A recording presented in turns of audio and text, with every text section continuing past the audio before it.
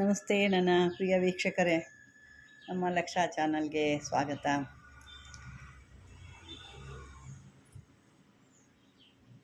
ವೀಕ್ಷಕರೇ, ಇವತ್ತು ನಾವು ನೋಡ್ತಿರೋ ಅಂಥದ್ದು ಒಂದು ವಿಷಯ ಬಂದು ಮಹಾತಾಯಿ ಚಾಮುಂಡೇಶ್ವರಿಯನ್ನು ಹೋಲಿಸ್ಕೊಳ್ಳೋದು ಹೇಗೆ, ಆ ಚಾಮುಂಡೇಶ್ವರಿಯಿಂದ ನಾವು ಏನು ಸಿದ್ಧಿ ಮಾಡ್ಕೋಬೇಕು, ಯಾವ ರೀತಿ ಸಿದ್ಧಿ ಮಾಡ್ಕೋಬೇಕು, ಅದ್ರ ಮಂತ್ರ ಏನಿದೆ, ತಂತ್ರ ಏನಿದೆ ಅನ್ನೋದು ನಾವು ಇವತ್ತು ತಿಳ್ಕೊಳ್ಳೋಣ. ಈ ಚಾಮುಂಡೇಶ್ವರಿಗೆ ನಾವು ಏನಿದ್ರೂ ಒಂದು ಒಳ್ಳೆ ಸ್ಥಳದಲ್ಲಿ ನೋಡ್ಕೋಬೇಕು. ಆ ಸ್ಥಳನ ಶುದ್ಧಿ ಮಾಡಿ ಒಂದು ಫೋಟೋ ಎಲ್ಲ ಇಟ್ಕೊಂಡು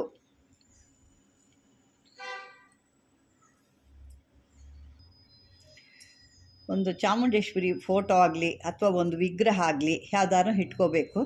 ಇದನ್ನು ನೀವು ಯಾವುದಾದ್ರೂ ಒಂದು ಗ್ರಹಣ ಅಥವಾ ಅಮಾಸೆ ಸಮಯದಲ್ಲಿ ಇದನ್ನು ಸಿದ್ಧಿ ಮಾಡ್ಕೋಬೇಕಾಗುತ್ತೆ.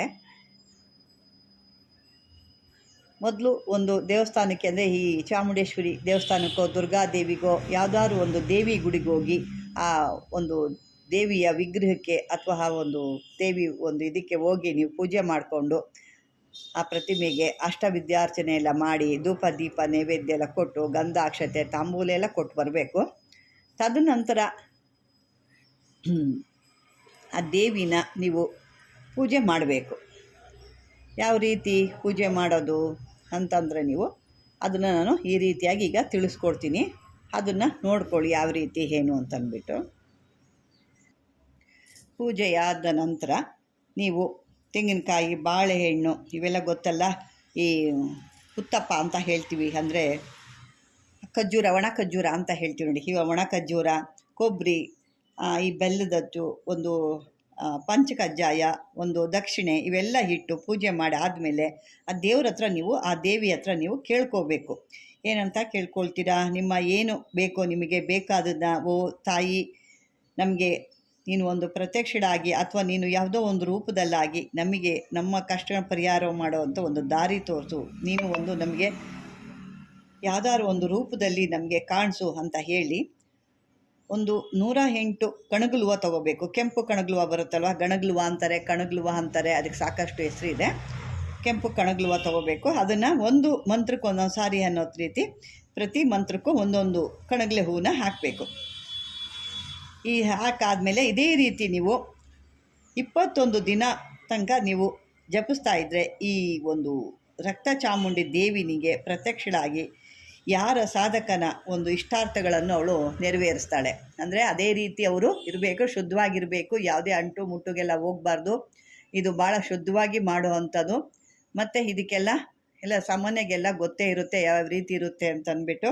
ಸಾಧನೆ ಮಾಡ್ಕೋಬೇಕು ಅಂದರೆ ಕೆಲವೊಂದು ನಾವು ಬಿಡಬೇಕಾಗುತ್ತೆ. ಮಧು, ಮಾಂಸ, ಎಣ್ಣಿನ ಎಲ್ಲ ಒಂದು ದೂರ ಇರಬೇಕಾಗುತ್ತೆ. ಗೃಹಸ್ಥದಿಂದ ಕೂಡ ದೂರ ಇರಬೇಕಾಗುತ್ತೆ. ಕೆಟ್ಟದನ್ನ ಮನಸ್ಸಲ್ಲಿ ನೆನೆಸ್ಕೋಬಾರ್ದು. ಆವಾಗ ಏನಿಲ್ಲ, ಎಲ್ಲ ಆದ್ರೂ ನಿಮ್ಮ ತಾಯಿ ತಂಗಿ ಥರನೇ ಪ್ರತಿಯೊಂದು ಹೆಣ್ಣುಮಕ್ಕಳನ್ನ ಕೂಡ ನೀವು ನೋಡ್ಕೋಬೇಕಾಗುತ್ತೆ. ನೀವು ಎಷ್ಟು ಶುದ್ಧವಾಗಿ ಆ ದೇವಿನ ನೀವು ಪೂಜೆ ಮಾಡ್ತೀರೋ ಅಷ್ಟು ಬೇಗ ಅವಳು ನಿಮಗೆ ಪ್ರತ್ಯಕ್ಷಳಾಗಿ ನಿಮ್ಮ ಒಂದು ಇಷ್ಟಾರ್ಥಗಳನ್ನು ಒಂದು ನೆರವೇರಿಸ್ತಾಳೆ. ಅದರಲ್ಲಿ ಕೆಲವರು ದೇವಸ್ಥಾನದಲ್ಲಿ ಪೂಜೆ ಮಾಡಿದ್ರೆ ಇನ್ನೂ ಒಳ್ಳೆಯದು. ಅವ್ರ ಹತ್ರ ಮೂರ್ತಿಗಳಿರ್ತಾವಲ್ವ, ದೇವತೆ ಮೂರ್ತಿಗಳಿರ್ತಾರೆ. ಕೆಲವೊಬ್ಬೊಬ್ಬರು ಒಂಥರ ಪಂಚಲೋಹದಲ್ಲಿ ಮಾಡಿಸಿರ್ತಾರೆ, ಕೆಲವರು ಕಪ್ಪು ಕಲ್ಲಿನ ರೂಪದಲ್ಲಿ ಮಾಡಿರ್ತಾರೆ. ಭಾಳ ಅದ್ಭುತ ಅಂಥ ದೇವಸ್ಥಾನಗಳಲ್ಲಿ ಮಾಡಿದ್ರೆ ಇನ್ನೂ ಭಾಳ ಒಳ್ಳೆಯದು ಅಂತ ಹೇಳ್ತಾರೆ. ಇಂಥದನ್ನ ಸಿದ್ಧಿ ಮಾಡಿಕೊಂಡು ನೀವು ಆ ಮಂತ್ರನ ಕೂಡ ನಾನು ಈಗ ಕೊಡ್ತೀನಿ, ಅದನ್ನು ಸರಿಯಾದ ರೀತಿಯಲ್ಲಿ ಉಪಯೋಗಿಸ್ಕೋಬೇಕಾಗತ್ತೆ.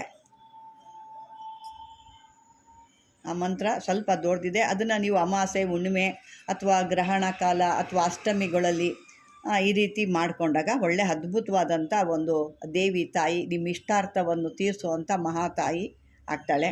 ಬನ್ನಿ ಈಗ ನಾವು ಮಂತ್ರ ನೋಡ್ಕೊಂಬಿಡೋಣ. ನೋಡಿ, ಮಂತ್ರ ಈ ರೀತಿ ಇರುತ್ತೆ, ನೋಡ್ಕೋಬೋದು ನೀವು.